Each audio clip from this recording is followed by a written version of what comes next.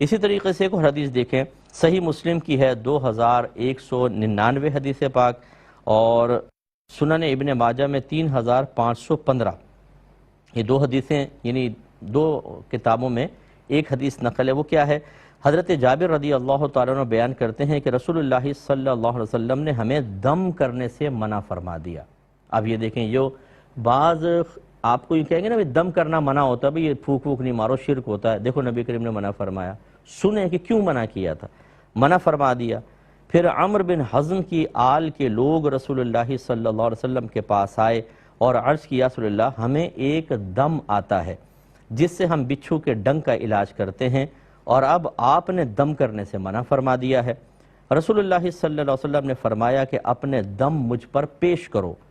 پھر آپ نے فرمایا کہ وہ پیش کیا ہوگا تو فرمایا اس میں کوئی حرج نہیں ہے، تم میں سے جو شخص اپنے بھائی کو نفع پہنچا سکتا ہو وہ اپنے بھائی کو نفع پہنچائے۔ اس حدیث نے فیصلہ کر دیا ہے۔ میں کاش میں کہتا ہوں کہ آپ جو یہ پوسٹیں بھیجتے ہیں نا، یوں ادھر کے بات سن کے یہاں بھیج دی یہاں بھیج دی، ان حدیثوں کو کریں نا، آپ کیوں نہیں کرتے ہیں؟ اس کی پوسٹ بنائیں، ان کو بھیجیں، عام کریں لوگوں کو۔ نبی کریم صلی اللہ علیہ وسلم نے جس دم سے منع فرمایا وہ دم تھے جو کلمات کفر و شرک پر مبتلا تھے، ان کو منع کر دیا۔ اس لیے سرکار نے فرمایا اپنے دم میرے سامنے پیش کرو، جو منتر پڑھتے ہو یا جو بھی کلمات پڑھتے ہو پیش کرو، صحیح ہوں گے تو ٹھیک ہے کرو، تاکہ تمہارے بھائی تم سے نفع حاصل کریں۔ اس کا مطلب ہے سرکار نے واضح فرما دیا کہ جس کو ہم نے منع کیا وہ غلط ہے، یا غلط کلمات کو ہم نے منع کیا ہے، اور جس کی ہم اجازت دے رہے ہیں وہ ہیں جو صحیح کلمات پر مشتمل دم ہیں۔ اور یہ یاد رکھیں، میں ضمن عرض کر دیتا ہوں، یہ پہلے کلام کر چکا ہوں، یہی معاملہ تعویذ کا ہوتا ہے۔ جو رحمت کونین صلی اللہ علیہ وسلم نے تعویذ لٹکانے سے منع کیا، تعویذ کے استعمال سے منع کیا، یہ حدیثیں اس کی بھی ایک بالکل تفسیر ہیں، اس کی وضاحت کرنے والی ہیں۔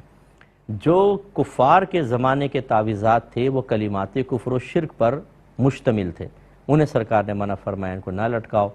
اور وہ اتنے معروف تھے، اتنے زیادہ استعمال ہوتے تھے کہ اگر شروع میں تو سرکار نے پاکیزہ کلمات والے تعویذات بھی منع فرمائے، کیونکہ لٹکا ہوا کوئی تعویذ لٹکا کر آ رہا ہے اس میں قرآن لکھا ہوا ہے، اب دور سے آ رہے ہیں تو دیکھنے والا تو یہ سمجھے گا کلمات کفر و شرک ڈالے ہوئے ہیں، کیونکہ وہی زیادہ معروف تھے۔ اس لیے شروع میں ایسی حدیثیں بھی آپ کو ملیں گی کہ سرکار نے ذکر الہی والے تعویذ بھی منع کیے، لیکن پھر خود صحابہ کرام علیہ رضوان کہتے ہیں، اور یہ پیچھے حدیثیں گزری ہیں، کہ ہم بچوں کے گلوں میں یہ لکھ کر لٹکا دیا کرتے تھے، اعوذ بکلمات اللہ التامات من شر ما خلق، یعنی یہ کیونکہ یہ اس سے کیڑے مکوڑے کاٹتے نہیں ہیں اور آدمی اس سے محفوظ رہتا ہے، تو صحابہ کہتے ہیں ہم ان کو لکھ کر بچوں کے گلوں میں ڈال دیا کرتے تھے، یعنی تعویذ بنا کے ڈال دیا کرتے تھے۔ تو اب یہ جو تعویذات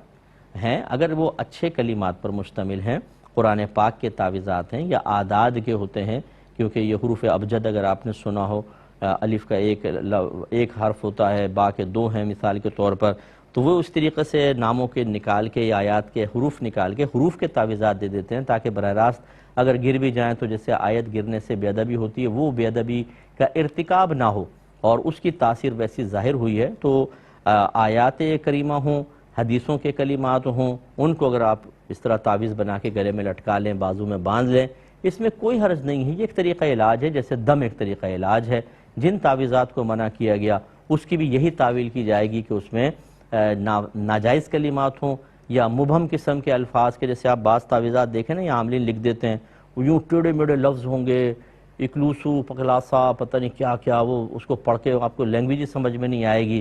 یہ تعویذات میں عاملین کو بھی گزارش کرتا ہوں کہ یہ نہ کریں آپ، ورنہ آپ اس کا پہلے مطلب بتائیں، اپنے آپ سے مطلب پوچھیں کہ کیا مطلب ہے اس کا۔ اگر آپ کے ہمارے استاد نے دیا، استاد کوئی آپ کا امام اعظم ابو حنیفہ نہیں تھا، وقت آ کے اس نے جو دے دیا آپ اس کو استعمال کر لیں، اس کے معنی عجیب و غریب بھی نکل سکتے ہیں۔ اللہ تعالیٰ عمل کی توفیق عطا فرمائے۔